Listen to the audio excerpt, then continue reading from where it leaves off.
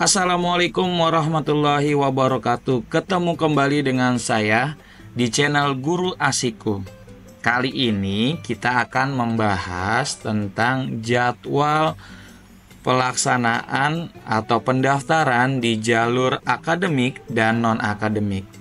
Bukan itu aja, tetapi kita juga akan membahas berapa sih nilai untuk masuk di pendaftaran jalur akademik dan non-akademik di tahun lalu, sehingga kita punya gambaran nih untuk kita bisa memilih sekolah mana yang akan kita tuju. Begitu ya. Jadi kita udah ada persiapan di sebelumnya.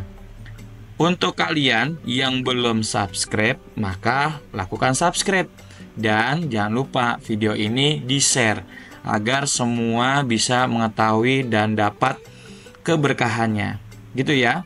Kita mulai saja ya, langsung, jangan buang-buang waktu. Di pertama kita akan membahas tentang jadwal jadwal pemilihan dulu ya, jadwal pendaftarannya. Oke, langsung saja kita klik bagian ini.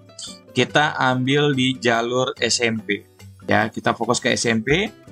Masuk ke SMP akan membahas di bagian prestasi akademik dan non-akademik. Yang lainnya nanti dulu ya.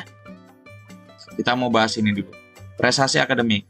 Nah, kalau sudah diklik di prestasi akademik, maka kita akan melihat di jadwal pelaksanaan. Ya, di jadwal pelaksanaan di sini tertera ya.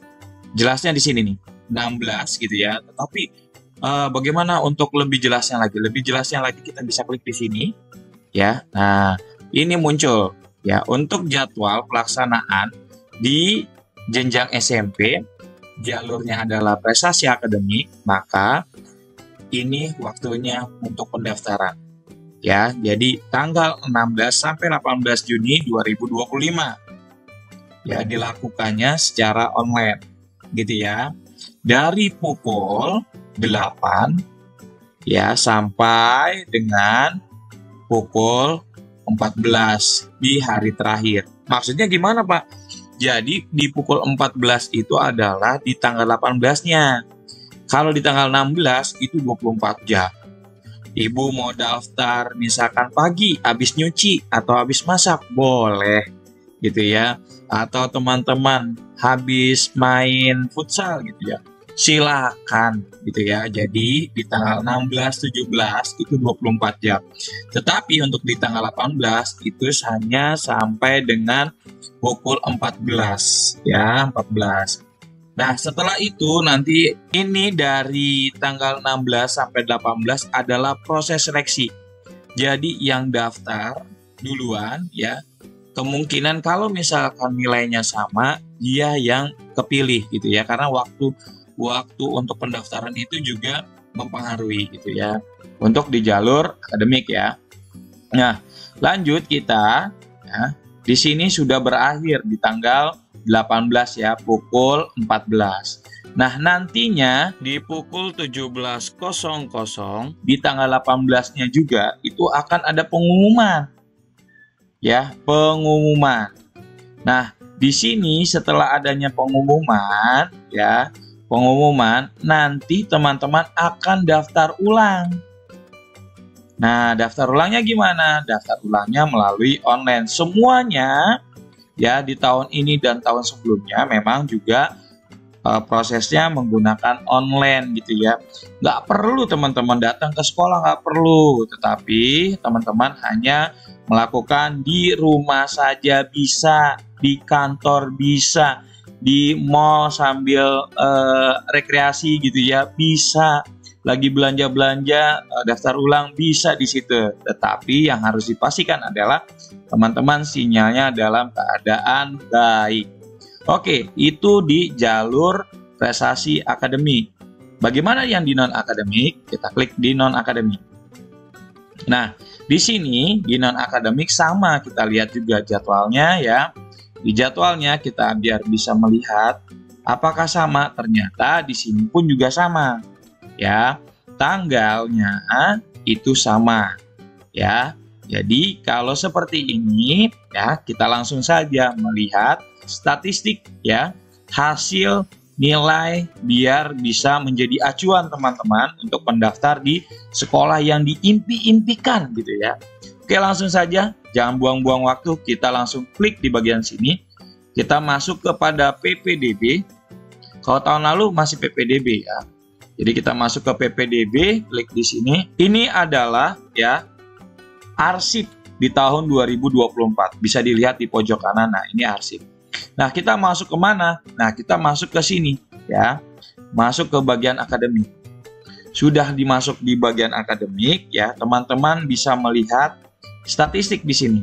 Nah, statistiknya dapat dilihat di sini.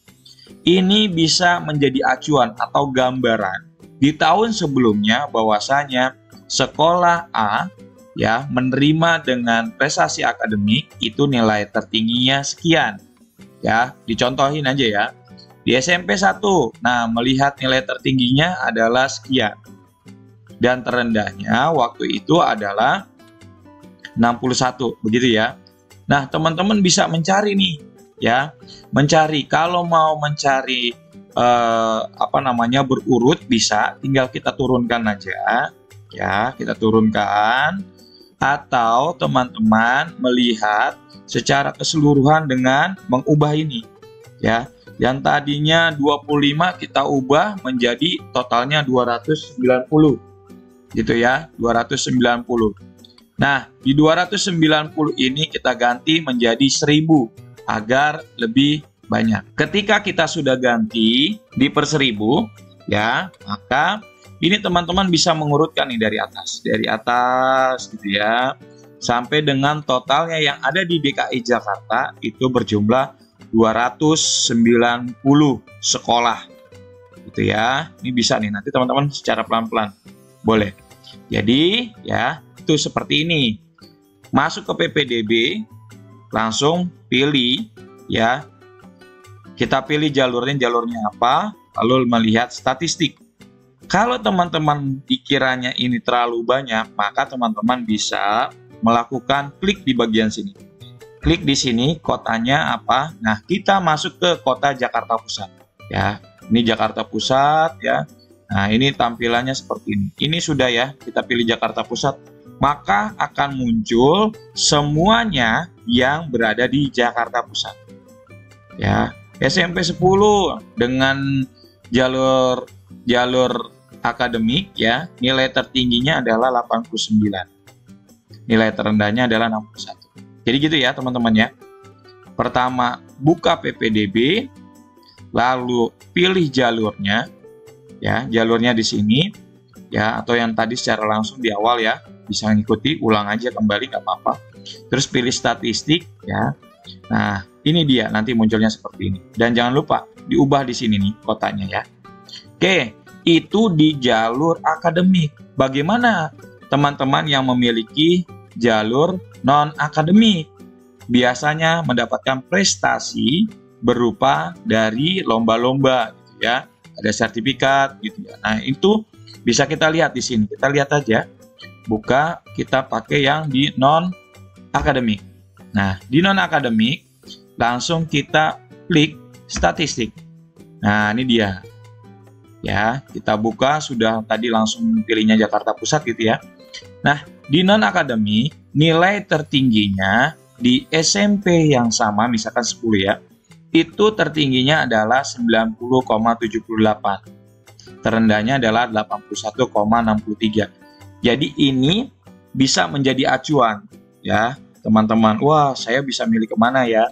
Silakan teman-teman sebelum memilih sekolah ya, ini bisa menjadi gambaran. Tetapi kalau misalkan teman-teman mau masuk sekolah itu juga nggak jadi masalah. Yang penting di tanggal 16, 17, 18 teman-teman terus pantau ya yang mengikuti di jalur ini. Terus pantau yang mengikuti di jalur ini. Jadi teman-teman yang mengikuti jalur ini dipantau sudah ada di ranking berapa ya, atau berada di urutan berapa. Nah, kalau misal sudah ketendang tiga-tiganya, maka cepat ambil keputusan. Cepat ambil keputusan karena kesempatan tidak datang dua kali. Ingat teman-teman, teman-teman punya suatu keinginan besar di sekolah tersebut gitu ya, tetapi teman-teman sudah ketendang. Ya, balik lagi.